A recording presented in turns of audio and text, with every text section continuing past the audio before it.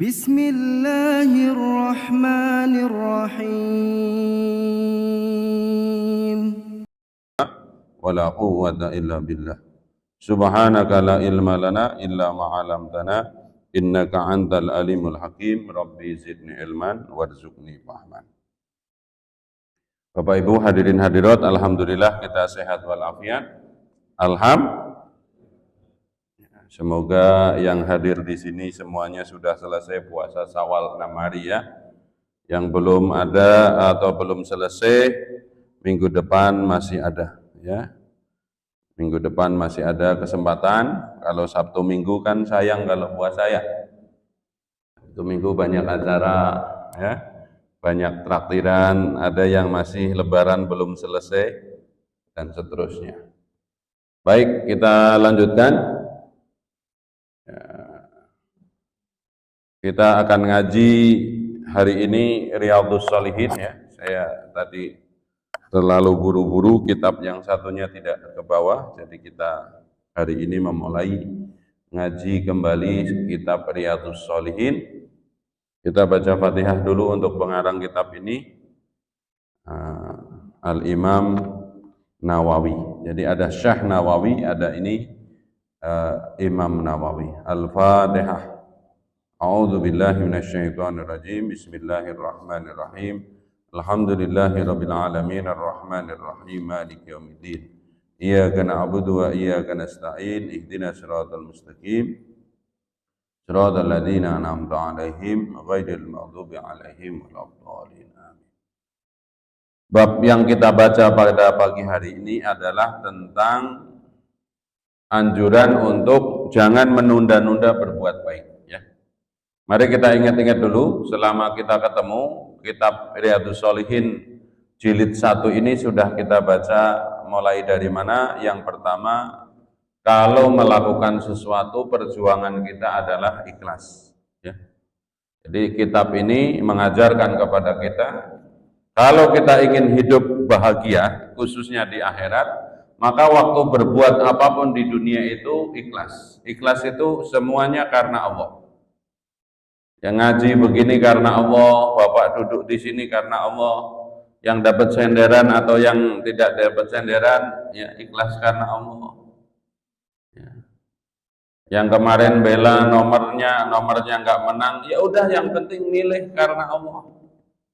Ya. Yang kedua, orang ikhlas itu diawali dengan apa? Tiap hari memperbaharui tobat. Makanya ada surat dalam Al-Quran namanya surat An-Nasr. Paham ya semua Arab An-Nasr? Idza jaa nasrullahi wal fath wa ra'aitan nasa yadkhuluna fi dinillahi afwaja fasabbih bihamdi rabbika wastaghfiru innahu. Ini ayat tentang perjuangan Nabi Muhammad yang berat 23 tahun.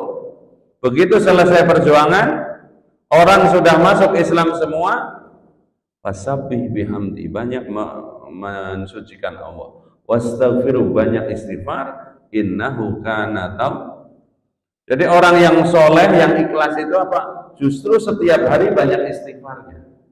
Istighfar itu bukan hanya mulutnya ngomong astagfirullah, enggak, wudu istighfar. Karena apa? Setelah wudu digugurkan dosa. Sholat istighfar, bagian dari istighfar. Habis sholat tasbih, tahlil, tahmid. Pokoknya tazkiyatun nufus. Waktunya puasa itu ujung-ujungnya menggugurkan dosa gitu. Jadi perjuangan kita. Kemudian harus sabar.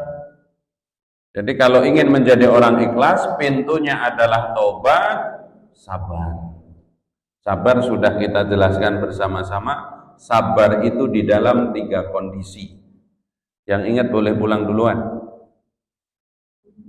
Ibu-ibu, sabar itu di 3 kondisi. 1, sabar yang paling pertama kalau ketemu dengan sesuatu yang tidak disukai, namanya musibah. Ya ibu-ibu, jam 10 pagi masak nasi, sudah dicuci nasinya, dimasukkan ke magicom, ya, masukin aja, ditutup, sudah dicolok. lupa dipencet. Ya, jam 12 bukan kosong Pak, begitu dibuka masih utuh berasnya. Itu musibah, karena apa? Tidak sesuai dengan itu. Ternyata itu rezekinya tukang ketoprak, ya enggak? Laparnya sudah minta ampun, nasinya masih utuh, jadi beras. Itu harus sabar, nggak sabar juga tetap beras, kecuali kalau marah-marah berasnya langsung jadi nasi gitu ya. Apalagi saya lihat, nggak tahu benar atau tidak ya, kadang ada bapak-bapak nggak pernah masak nasi, istrinya lagi di mana kegiatan PKK atau apa, ditelepon, Pak tolong masak nasi ya, 3 gelas ya, kemudian dicampur dengan 3 gelas air, jadi berasnya 3 gelas, nanti kemudian dikasih air 3 gelas, maka benar dimasukkan itu 3 gelas beras, habis itu ada 3 gelas air di situ, terus ditutup, dibuka ya nggak mateng wong airnya di dalam gelas. Nah ini Sri Mulat begitu ya, begitu istrinya pulang, Pak sudah masak nasi sudah, berasnya berapa? 3 gelas, airnya berapa? 3 gelas, tapi gelasnya dimasukin ke Mexico. Yang kedua, sabar kalau dalam apa? Menjalankan perintah. Waktunya bangun untuk tahajud, waktunya sholat subuh, duit kita cari capek-capek suruh ngeluarin zakat. Sholat Jumat lagi tenang-tenang dikir ya, sabar kalau ada kotak infak lewat, tarik duitnya. Ibu-ibu lagi pengajian ada kotak infak, sabar. Ada kita lagi bawa mobil, bawa motor, ada orang cerobot ya, semaunya sendiri, sabar, mulutnya jangan kemudian comel. Yang ketiga, sabar itu apa? Dalam menjauhi maksiat. Kalau taat kepada Allah, mastata'tum, semampunya. Sholat, nggak bisa berdiri, duduk. Nggak bisa duduk, Pak? Berbaring. Nggak bisa berbaring? Pakai isyarat. Nggak pakai isyarat, nggak bisa? Nah ini kejem banget. Orang masih koma, belum mati, belum dimandiin, sholatin aja. Gimana kalau keluarganya abang, udah nggak bisa ngapa-ngapain, begini aja saya datang terus, masih hidup? Masih. Terus saya sholatin? Jangan, nanti tunggu mati dulu. Tapi kalau perintah semampunya, kalau larangan nggak boleh semampunya. Misalnya biasa mabuk, Ustadz boleh nggak ya? Saya mabuk seminggu aja sekali, nggak boleh. Dan seterusnya. Terus kita sudah ngomongin lagi atau bicara tentang jujur, sidik. Karena jujur itu yang membuat kita selamat. Lawannya jujur, bohong. Orang kalau sudah bohong, harus ada bohong-bohong yang lain. Ya, untuk mempertahankan kebohongan yang pertama. Kemudian apalagi tugas kita untuk muraqabah, setiap hari menjaga diri dari hal-hal yang. Kemudian terakhir kita adalah bagaimana bisa tafakur kepada seluruh apa yang Allah ciptakan, baik mikro yang menempel kepada diri kita maupun makro yang ada di alam semesta ini. Sebelum kita libur Ramadan, kita bicara tentang mengendalikan diri. Sekarang babnya adalah bab untuk anjuran jangan menunda-nunda berbuat baik. Mari kita baca ayatnya dulu biar kita dapat pahala tadarus ya. A'udzu billahi minasy syaithanir rajim ya.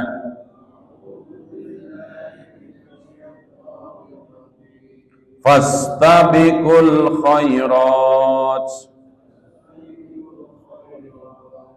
Sekarang kuis nih. Di Quran fastabiqul khairat itu berapa kali? Ada kata fastabiqul khairat?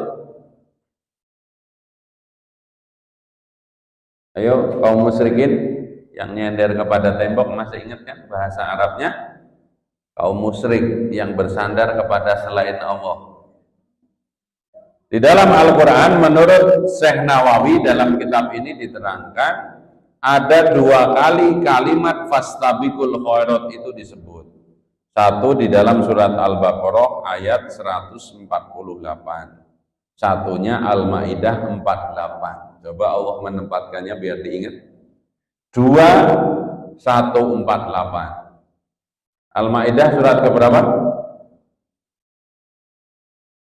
Al-Fatihah, Al-Baqarah, Ali Imran, habis Ali Imran, Anisa, habis Anisa, baru Al-Maidah. Berarti 548. Fasdabiqul khairat, maka berlomba-lombalah kalian atau kamu dalam berbuat baik. Dalam ilmu hasad, ilmu dengki, dengki yang halal itu berapa Pak? Kan ada dengki yang nggak boleh, semua dengki nggak boleh, kecuali 2 kali dengki atau iri. Iri yang boleh kapan? Tidak boleh kalian hasad kecuali dengan 2 perkara. 1, orang yang berbuat baik. 2, orang yang punya ilmu. Jadi kalau ada orang berbuat baik, kita harus dengki. Dia bisa, kenapa gua tidak?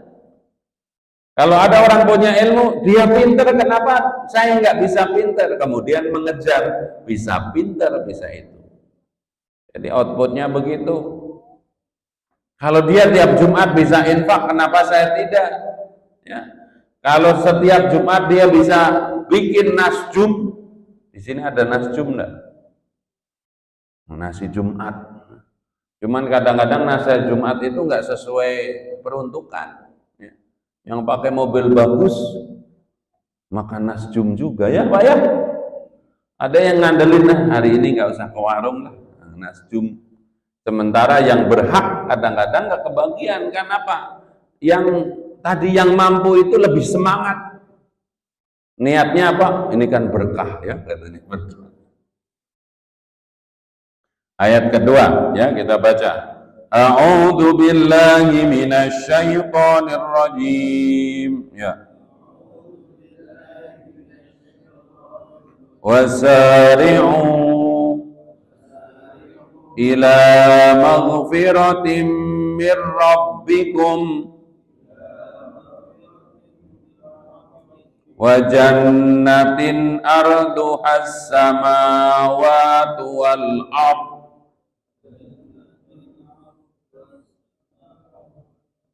u'iddat lil muttaqin.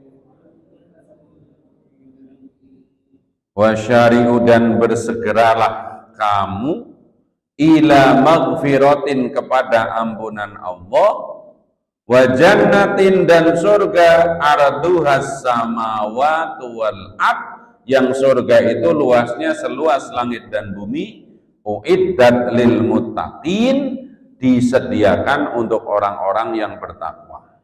Ini konteksnya, kemarin sudah puasa, puasa sudah selesai, berarti kita sudah jadi orang yang bertakwa. Kalau sudah bertakwa, tugasnya apa? Jangan nunda berbuat baik. Karena apa? Kita sudah disiapkan 2. 1, ampunan Allah. 2, surga. Jadi yang belum puasa Syawal misalnya, masih ada waktu. Sekarang tanggal berapa Syawal?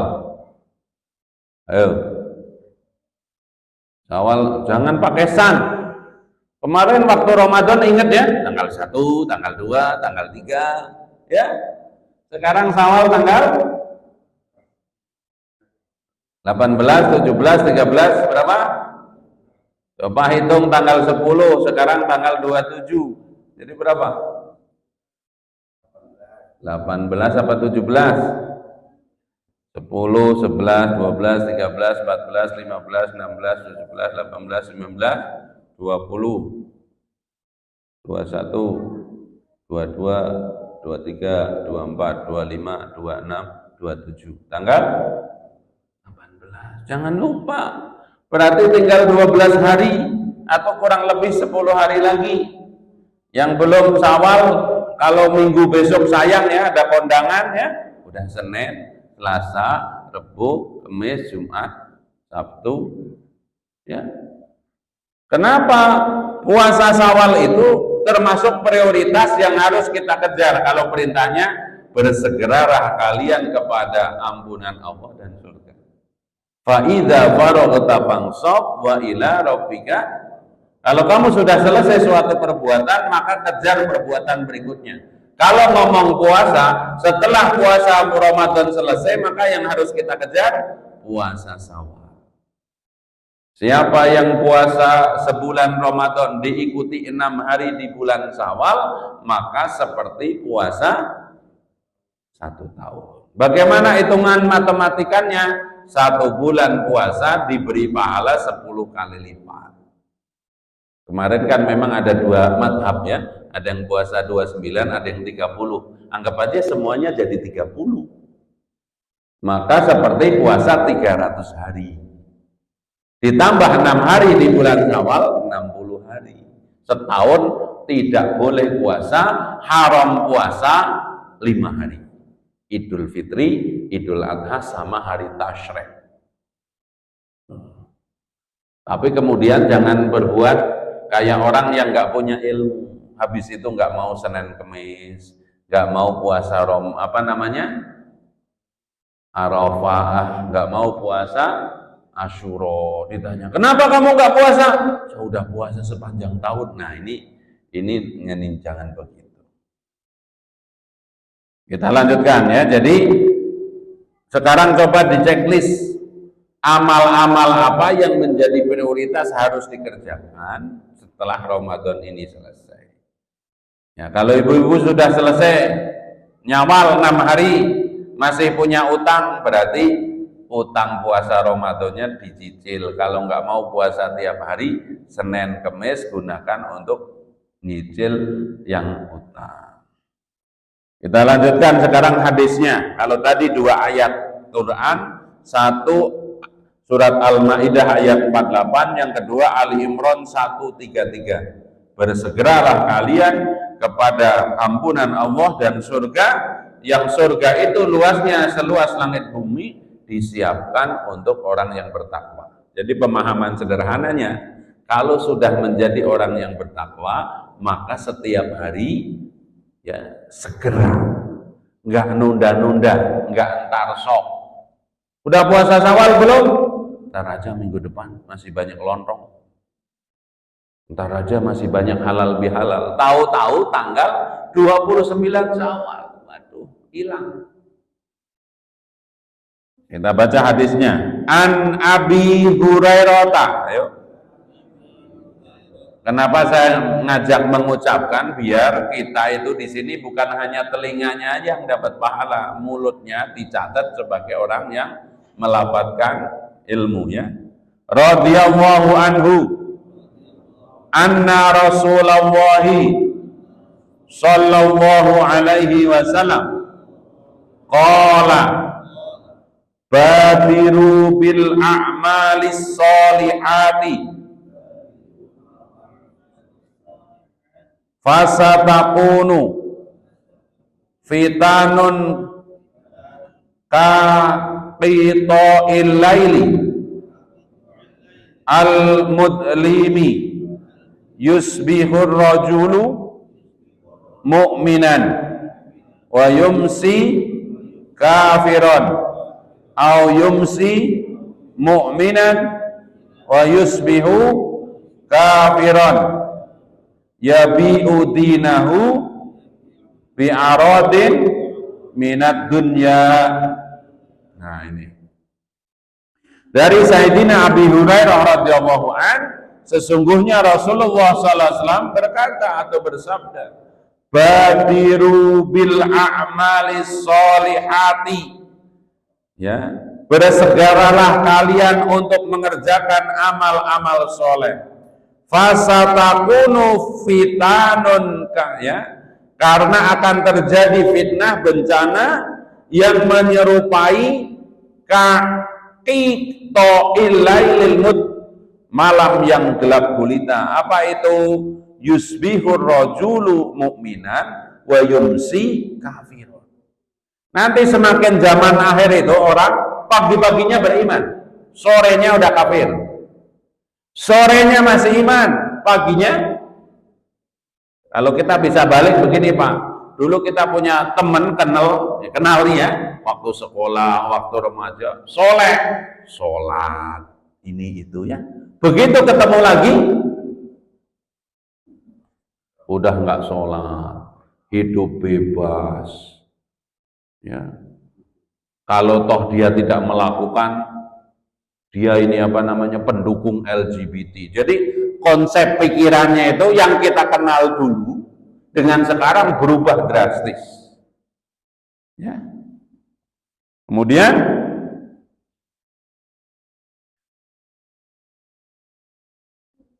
yabi'u dinahu bi'aradi minad dunya.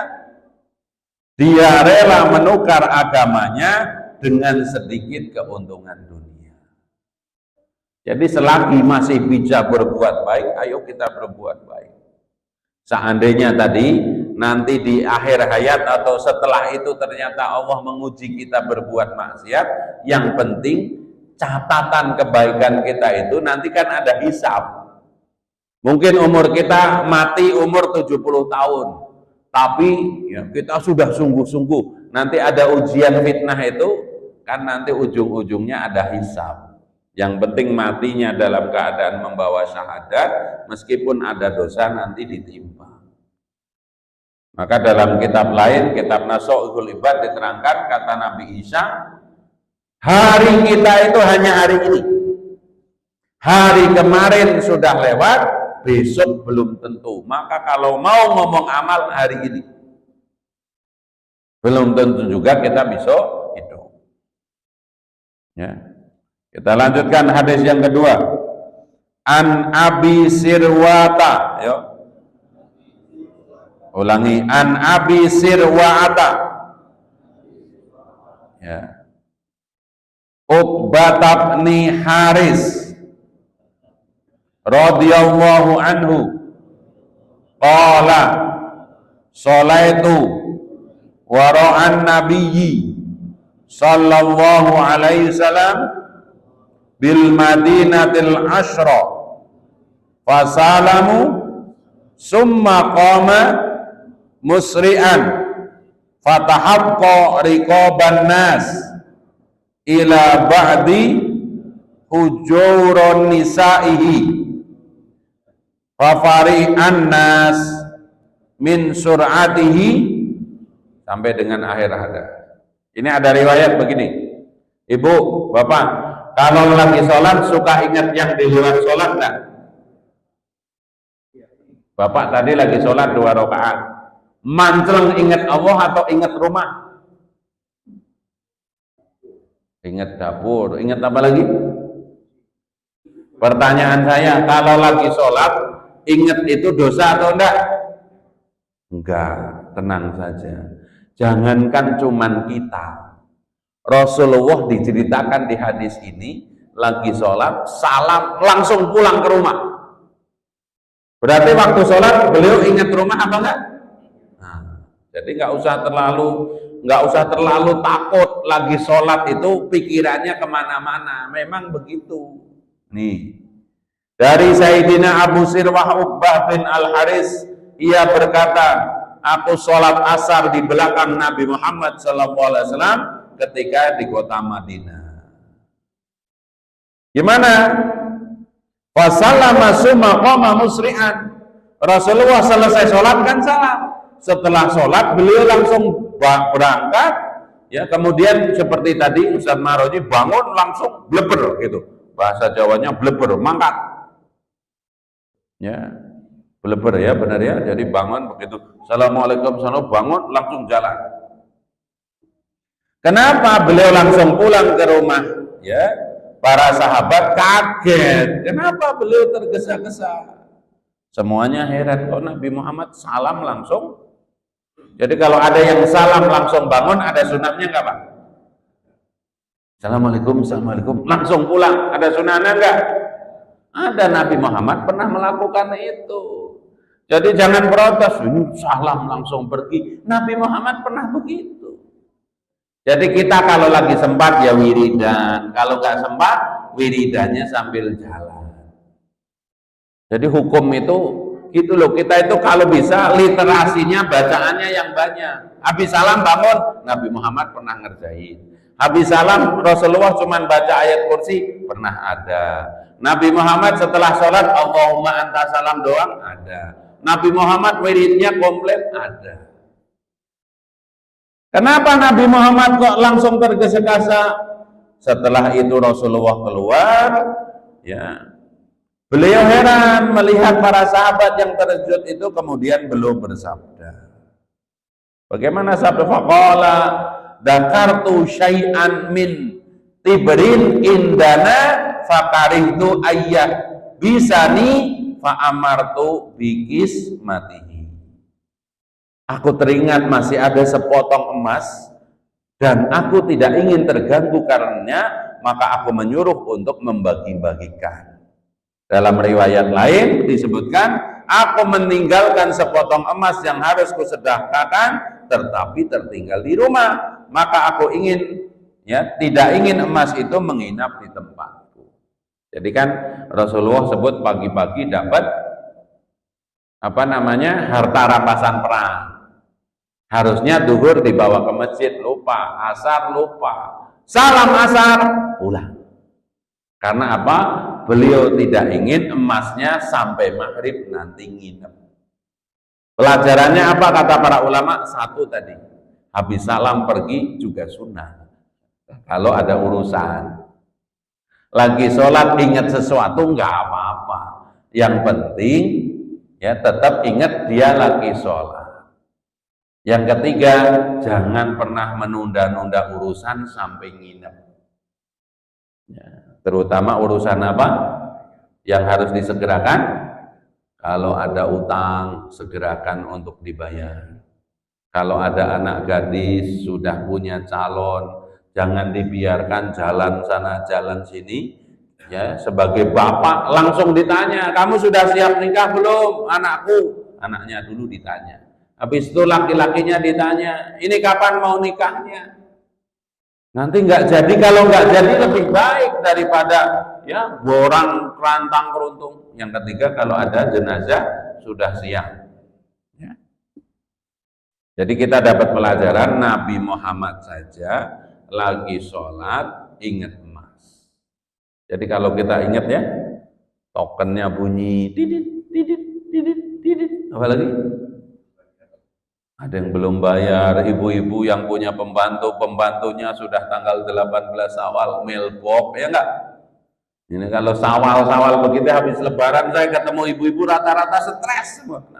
Pembantunya belum tentu balik lagi. Ya. Sehingga ini Ustaz saya lagi jadi inem, ya udah sesekali jadi inem. Ya. Kita lanjutkan. Hadisnya ya, An Jabir, ayo, radhiyallahu anhu,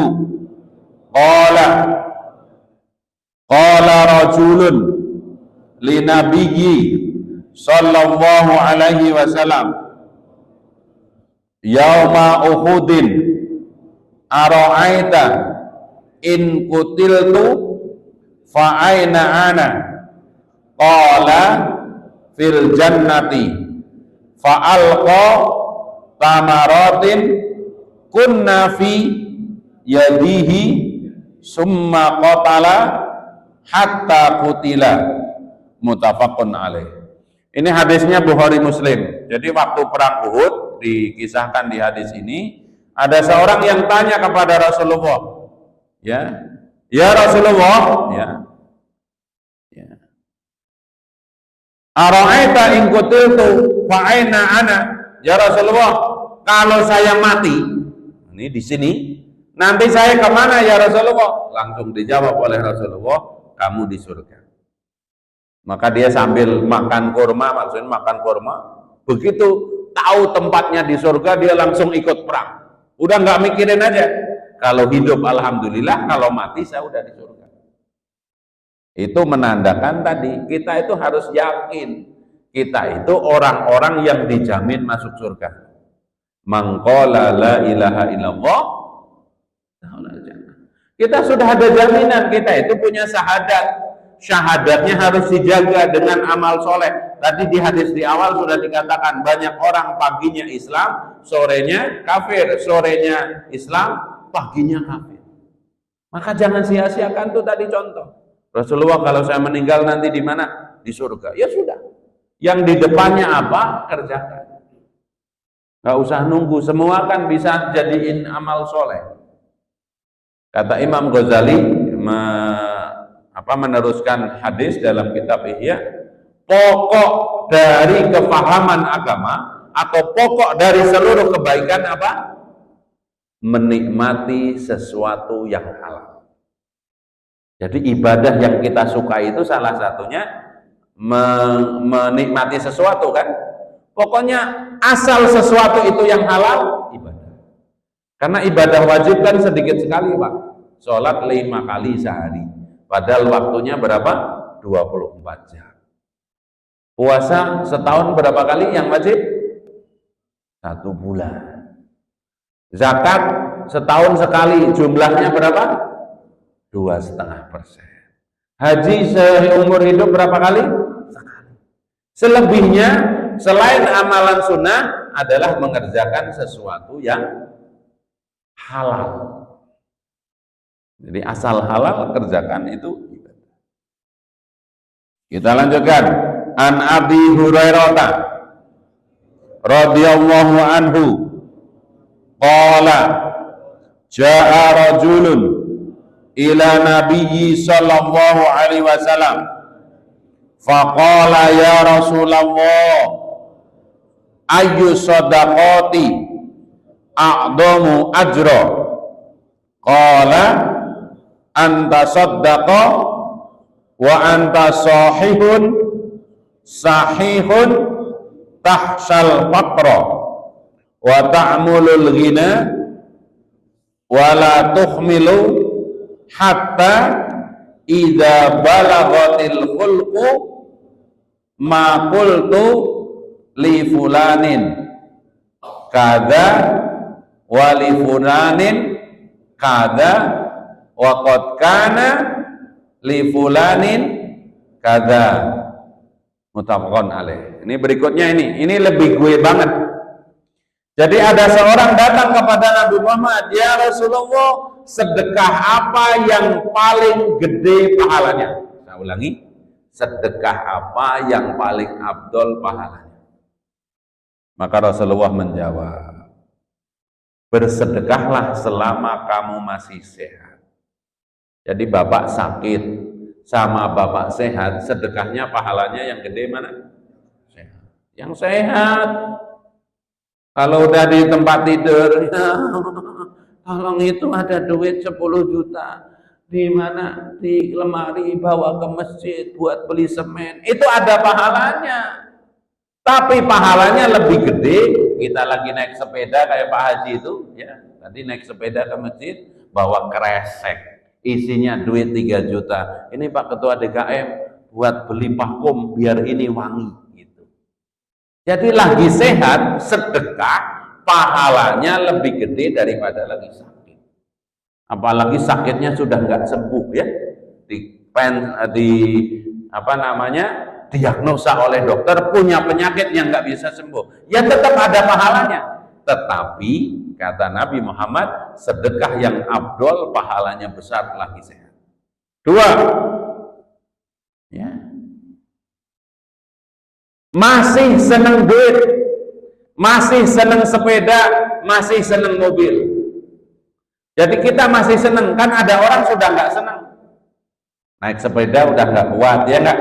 Kemudian, Kong sepedanya buat saya ya, udah bawa aja. Memang udah nggak bisa naik, ya nggak? Ya, kita masih seneng naik sepeda, orang datang minimal minjem. Ya, minjemin sepeda masih muda sama minjemin sepeda sudah tua, gedean mana? Masih muda begini, sepeda itu masih bisa kita pakai. Terus ada orang minjem, kan masih ada rasa sayangnya. Kalau mohon maaf naik sepeda udah sempoyongan gitu ya. Apalagi kamu masih seneng duit, suka harta, kemudian apa? takut kaya, takut miskin dan berkeinginan kaya.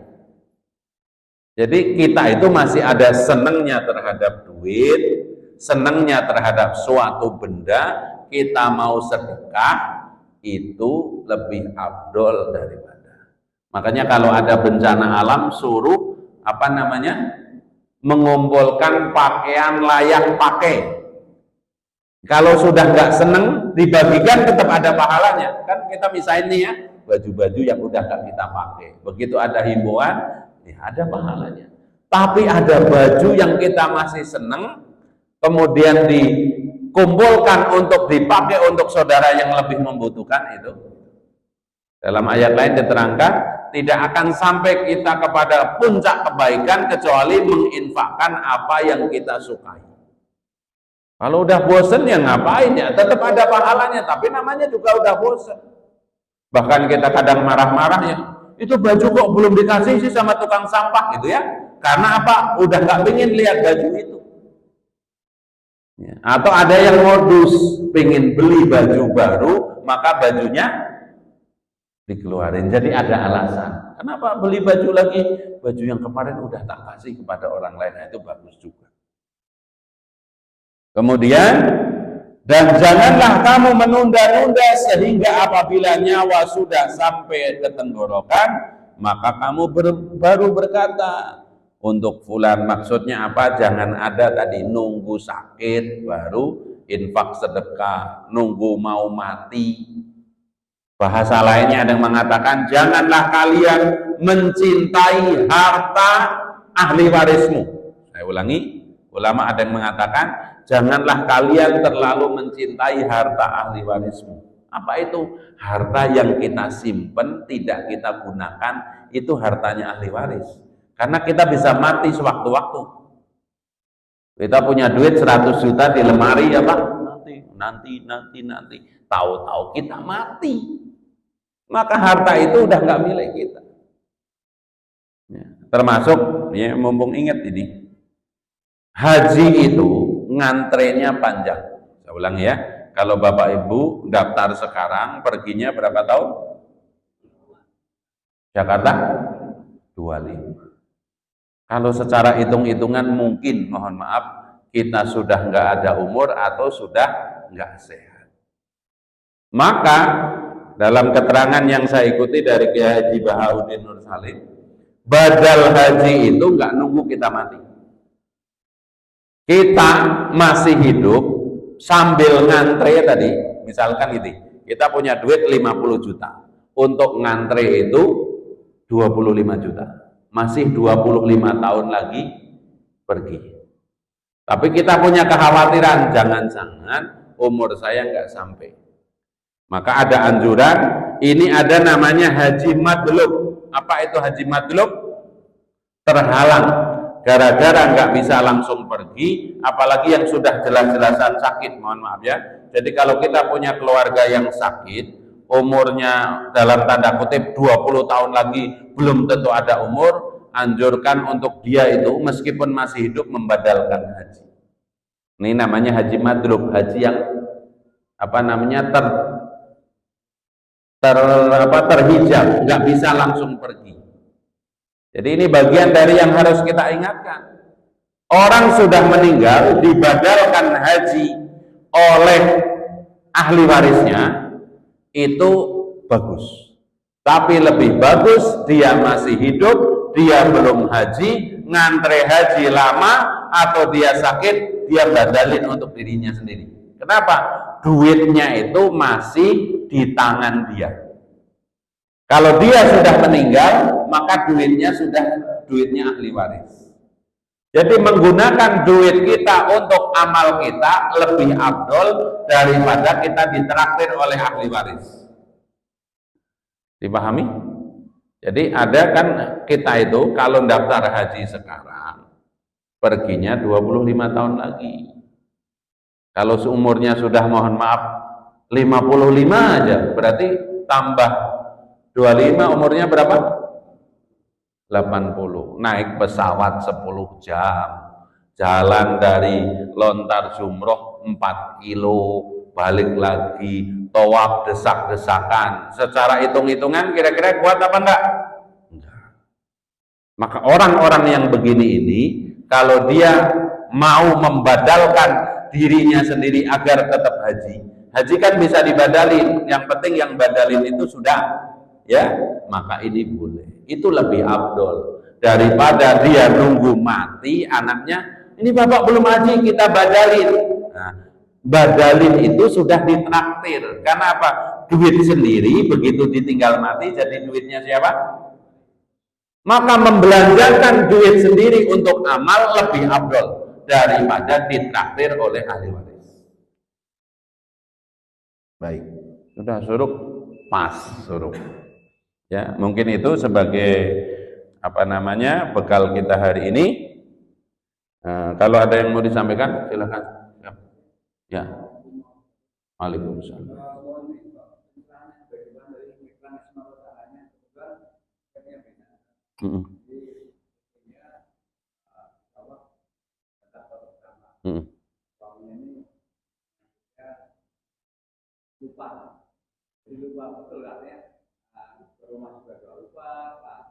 Ya.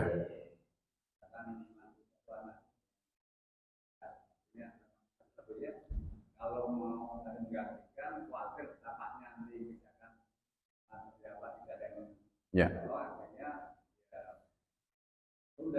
Ya. Baik. Jadi kan ini ada suami istri. Istrinya masih akalnya sehat. Yang suaminya rada pikun lah gitu ya, ngomong halusnya gitu ya. Beliau tetap berkewajiban haji karena waktu sehat beliau punya kemampuan, kan gitu. Orang tidak wajib haji itu kalau tidak mampu. Makanya begini, ada bahaya yang kadang-kadang mengancam kita. Apa itu? Waktu mampu kita nggak daftar haji, kemudian kita jatuh miskin, itu secara fikih dia tetap utang kepada Allah.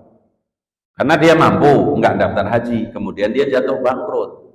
Maka tetap dia pernah dimampukan oleh Allah untuk haji, dia nggak haji itu secara syariat dia utang kepada Allah. Oke, kasus ini bagaimana? Istrinya tetap pergi, maka suami yang berhalangan syar'i tadi dicariin badal. Meskipun beliau masih hidup, tidak bisa pergi sendiri, ya terlalu merepotkan yang hidup, badal. Badal itu apa? Mereka yang sudah haji, kemudian haji lagi, maka dia niatnya, ya labbaik Allahumma hajjan an. Ya Allah, aku niat haji untuk siapa? Tapi syaratnya yang badalin dia udah gugur kewajibannya. Gitu, Pak. Nah, teknisnya biasanya sekarang ya saya tanya-tanya kepada teman-teman itu bayarnya sekitar mulai $1.000 yang namanya badal itu, 15 juta ke atas. Ada yang minta 20, 25. Ya sebenarnya ini nggak ada harganya, wong ibadah rukun kan gitu. Tetapi sebagai tanda terima kasihnya seperti itu. Jadi cari informasi ke ustadz terdekat atau apa namanya nanti bisa saya bantu, saya tanyakan teman-teman tadi. Jadi waktu wukuf ya ada orang yang membadalkan. Kalimatnya gimana? Kita punya kuasa terhadap duit kita gunakan untuk amal, itu lebih afdol daripada kita sudah meninggal atau tidak mampu, duit itu dipikirkan oleh orang lain. Jadi kita punya kuasa terhadap harta, kita lakukan, jangan nunggu nggak kuasa baru. Iya Pak.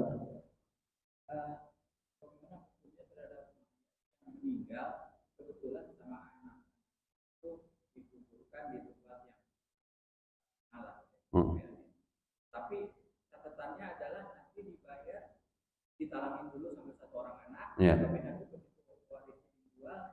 Bisa dibalikin gitu. Ya, kan yang namanya apa namanya orang meninggal itu sejatinya kan kewajiban secara dunianya sudah putus, kecuali dia punya utang.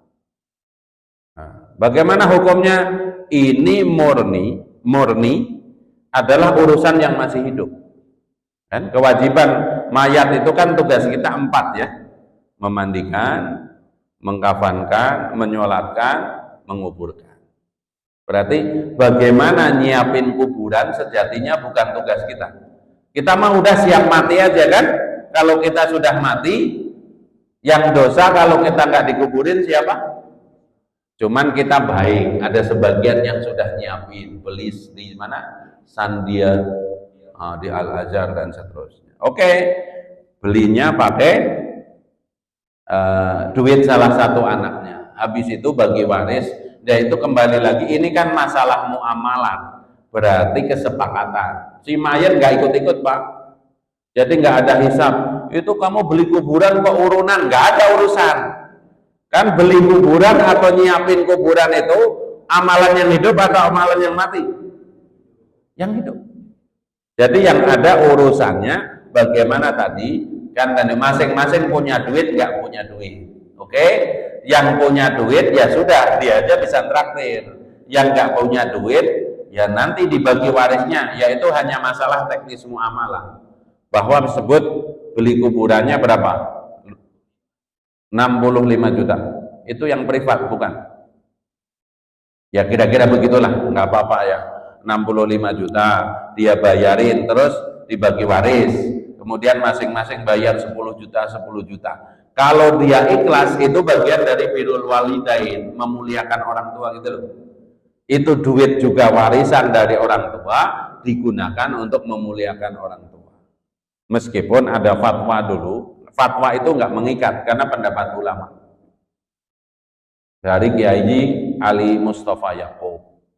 Ya, berlebih-lebihan dalam membelanjakan uang untuk kuburan itu termasuk mubadzir. Ya, 65 juta. Kalau untuk beasiswa bisa jadi S1 ya. Jadi orang dari lulus SMA dikasih duit 65 juta. Cari kampus kan bisa jadi sampai S2 kan. Kalau beliin nasi bungkus buat ngasih makan tukang sapu kira-kira dapat berapa?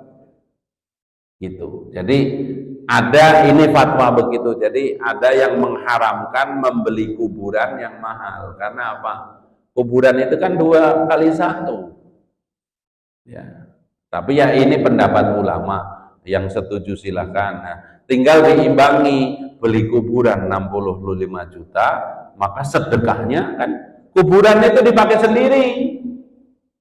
Sama dengan orang haji. Haji itu kalau haji furodah 300 juta, bayar buat sendiri.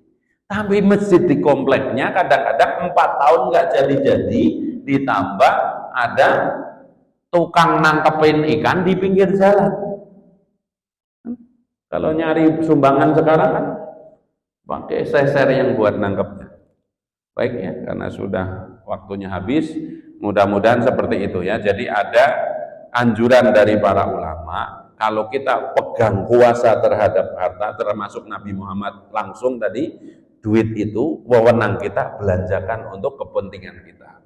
Kepentingan kita yang pertama bayar zakat, berangkat haji, nah, seperti itu. Jangan nunggu duitnya pindah ke ahli waris. Meskipun kita gugur kewajiban, tapi itu ditraktir. Kan ahli waris itu nggak boleh membelanjakan duit kecuali sudah beres semua. Mari kita akhiri dengan wal asri dan doa kafaratul majelis. Bismillahirrahmanirrahim. Wal asri innal insana lafi khusrin ila ladina amanu wa amilus solihati wa tawassaw bil haq wa tawassaw bis sabr. Subhanakallahumma bihamdika asyhadu an la ilaha illa anta astaghfiruka wa atubu ilaik. Senyum dulu, celing. Kasih senyum ke sebelahnya yang paling asik. Assalamualaikum warahmatullahi wabarakatuh. فبأي آلاء ربكما تكذبان